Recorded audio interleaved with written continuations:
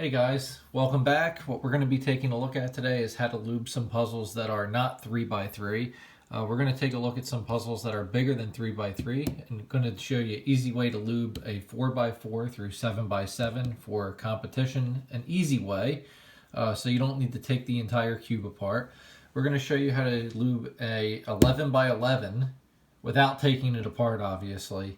And I lube this axis cube a little differently than I lube this cube. The reason why is because when you turn an axis cube, you'll notice sometimes you have pieces outside after it is lined up.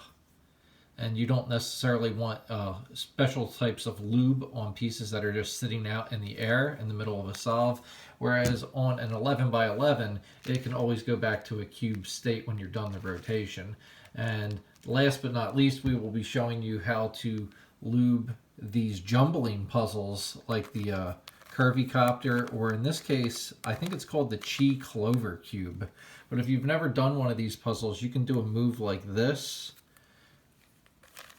and leave it in what they call a jumbled state. And once again, we get these pieces like this and we don't want to mess around with them with special types of lube just hanging out in the open. So let's get started on lubing some of these puzzles. So the first one we're going to be taking a look at is a 4x4, and we are going to be using the angstrom setup. I think it's the easiest one to apply with these sticks that they give you from the cubicle. We're going to be putting the grav or gravitas on the insides. We're going to be putting the dignitas on the edge pieces, and we are going to do a little bit of refreshing and help spread with the DNM 37. So I like to do the core first, and that's what we're going to take a look at. Let's move the other lubes out of the way, and we'll just look at the core. As promised, I told you we will not be taking this cube apart. We're going to do just a quick lube of it. We're going to get a relatively generous amount of the I think it's gravitas, and we're going to be putting the lube on these pieces right here. I'm not sure if you can see them. We're going to shoot for those inner pieces.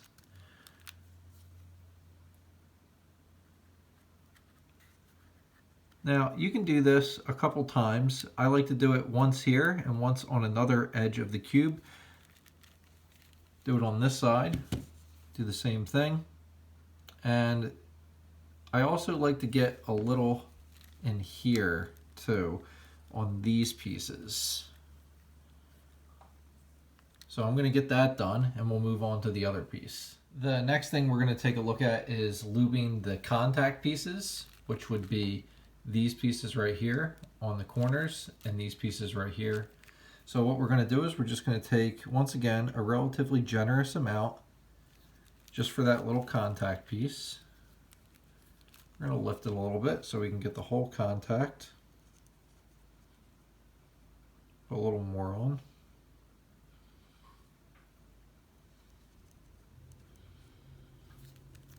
Close it up.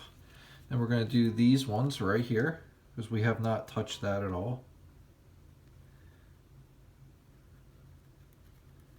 Let's get a little in there. And we're just going to rotate it around a bit, and that should lube the rest of the cube with those two lubes that we just put on it. Work it in for a little bit, and this will help spread the lube and it will help get it a little quicker. What I like to do is I do kind of like a bad corner cut, and I get it right there, right on the edges. It'll help spread it. 1, 2, and I'll do it again on the other side, except this time I'll do a bad corner cut here, and I will lube right here on this guy. Just get some right on that. 1, drop, pick it up and drop it on, and that should really help speed it up quite a bit. Obviously, you can lube the cube much better if you take it apart, but this is a good way to just refresh your cube, get some extra lube on it if you're noticing it's a little dry, slow, scratchy, etc. The next ones we're going to do, and we're going to do these ones at the same time, are the axis and the jumbling puzzles.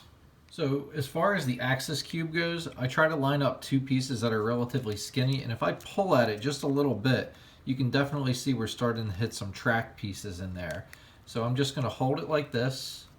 I'm going to get a little bit of lube in there right on those track pieces, just a little bit of pressure, almost like you're pushing down on a French press when you're making coffee.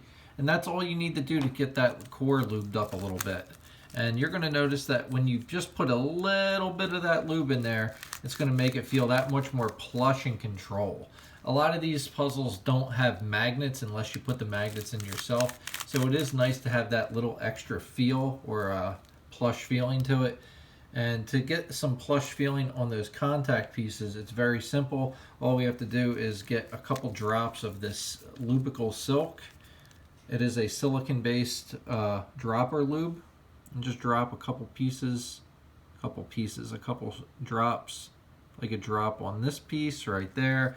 Come over to this side and maybe just put like a drop in there and just let it run all the way down. Just one drop. Let that one drop run all the way down. Just turn it a little bit. Very, very simple. This is going to last you a long time. You'll probably only have to lube this puzzle once a year if you do this. But now, what about the jumbling puzzles? This is a little trickier. So once again, going to use Lubical Silk and the command to do this. And what we're going to do is we're going to get a jumble going on. Just like I did before, turn one of them just a little bit, not all the way, and the other one the full half rotation, and we have made the jumble. And we're going to use this to lube. All you need to do is pull at the puzzle just a little bit, and you'll see we got that core piece right there. Just take that command in there and push on it like a little French press. And if you play with this puzzle a little bit, it will distribute. You'll notice we don't want to use that Dignitas on this. It's a wide open piece. Once again, we're going to take our Lubical Silk on the other jumbled piece. We're going to pull at it, leave it at like a 45-degree angle. We're just going to put that little dropper on there, and we're going to let that little drop run right into the puzzle. Awesome.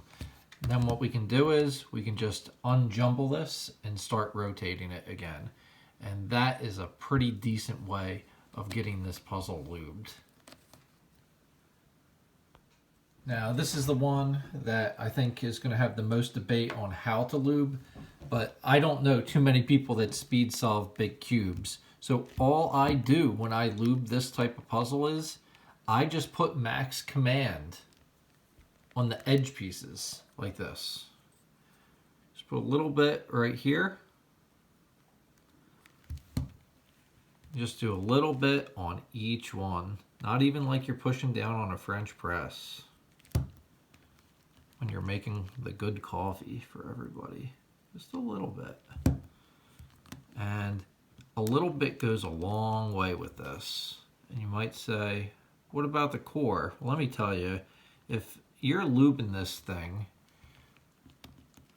one time, I don't think it's a bad idea to lube the core if you really want. But I would only do that if you're trying to get like really good times on it. And I don't know too many people that get really good times on 11 by 11. I'm just looking for maintenance at this point on a puzzle like this. And if you take this and you just run a nice checkerboard pattern on it,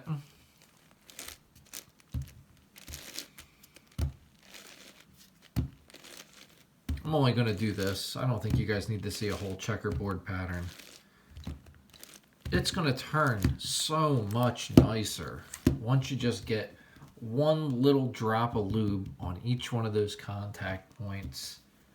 I hope you guys liked the video. It was a requested video by a couple people online. It's the only reason I made it. Next week I'm going to be doing a new introduction video.